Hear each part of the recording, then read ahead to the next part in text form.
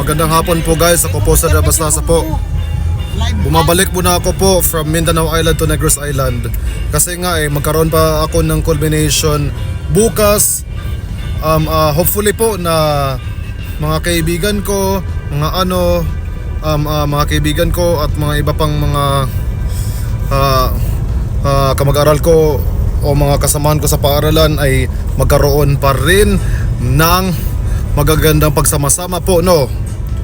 Kain muna sa araw ng culmination.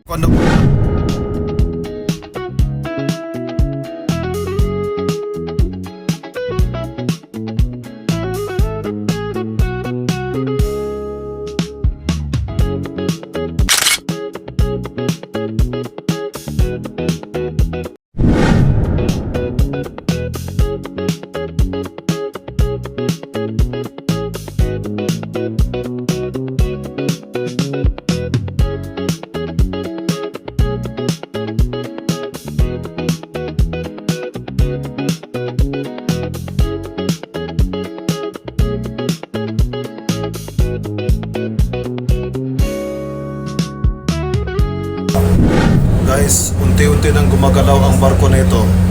Kaya nga ang barko na ito ay nagbabiyahe muna po mula Tapitan City hanggang Dumaguete City. Pero meron pa rin akong puso para sa Mindanao dahil sa Dipolog City ako isidilang. Mindanao, mahal na mahal kita.